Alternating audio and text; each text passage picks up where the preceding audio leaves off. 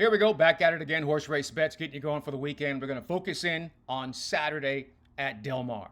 A lot of great racing, 4 stakes, 3 of them are Breeders' Cup win, and you are in events. So we're going to focus in on trying to get the money there and securing a nice, profitable weekend. Let's get it going. Del Mar Mile, this first one up on the list. 1 mile on the turf course coming up on Saturday from Del Mar. It's a grade 2 event, and we got 8 runners signed on. Cabo Spirit is intriguing with Mike Smith. Got some early speed, and they probably won't dictate the pace, but they'll be right there, and they'll get first jump on trying to get to the wire before the rest of your runners. I'm looking for a runner that should be in a perfect spot to not get first jump, but to have final say. And that's Formidable Man. Second off the layoff for Michael McCarthy. I like that performance in the Eddie Reed. They went 1 mile and 1/8 last time out. And it was first off a bit of a layoff, so they kind of needed the freshening. I thought they ran great. I think turning back makes them even more effective. And you can see their mark there at Del Mar. Undefeated, 5 for 5 on the turf course at Del Mar. Formidable Man is the selection, and I think we'll get value to the tune of, I'm going to say 9-2, maybe, yeah, let's go 9-2 on that runner, and that's our jam. We'll take that all day long. Next up, let's take a look at the Green Flash. Breeders' Cup win, and you are in event. Look at this. 15 runners signed on, probably going to have some scratches. They're going to go 5 furlongs on the turf course. And this is Saturday for this grade 3 event at Del Mar. Looking at these runners we've seen before, like Beyond Brilliant, it's kind of up against it, but John Sheriff's is amazing, so the horse always has a chance. Nonay Hudson is intriguing there. You've got the speed of Coppola, right? A lot of speed in here because it's 5 furlongs on the turf. Got to have some speed. Interesting runner like Sumter, the 8, with Johnny V in the irons for Mr. Mandela. Has some speed, but should be sitting just off of it. Doesn't really have 5 furlong speed, and that might be their undoing. Queen Maxima is a horse that I remember I completely thought that, well, you can't win when they went to Churchill, and they looked really good, and they've won a couple in a row. They're in good form, but that's not where I'm going to go. I feel like there's a better chance at some value and a great run. Now, it's a horse that's coming off of the layoff, but this horse runs fresh all the time. Motorious is the runner we're going to pick here to make the move from off the pace. I love the fact they're not like a deep, deep closer. You've seen them close from maybe 5 lengths back, but that's the furthest they'll be, and I like that. And when they make their move, they're always closing consistently. Now, the thing about this runner, or this particular race, you can see they've done a lot of damage there at 6.5 furlongs. But if you also go back and see your Breeders' Cup Turf Sprint, this is your winner. Or this is your good runner, running second, beaten by just a neck after winning this race last year. So your defending champion is back, comes off the layoff, where they have proven they love to run off the layoff. They're very effective fresh. I don't think, even though we're the defending champion, I don't think we'll be the favorite here, and that's the beauty of the selection.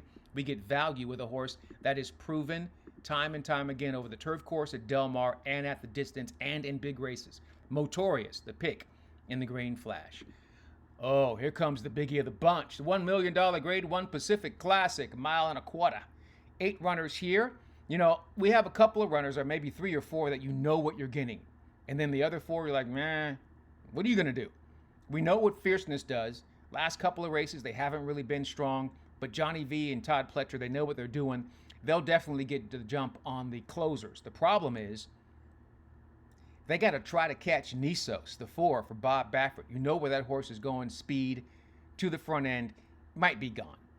But you also know that no matter what they do on the front end, journalism is coming to get them.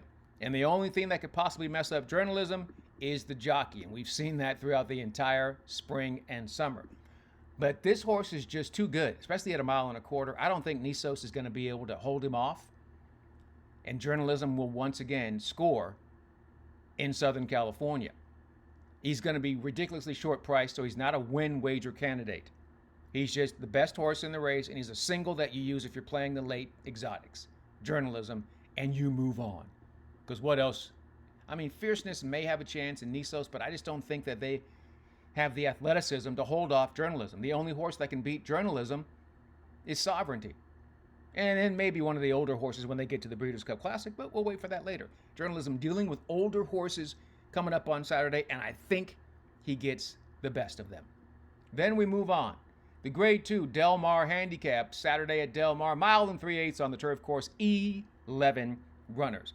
This is another situation where I feel like they're going to have a hard time beating a certain horse. You know, I looked at Balnikov for a while, but I'm like, nah. Looked at Needy, nah. Stay Hot's got something to offer for Pete Urton coming off of the layoff there. Final Boss is the speed. There's no doubt about it. I don't know if he's going to be out there by himself, but he has speed.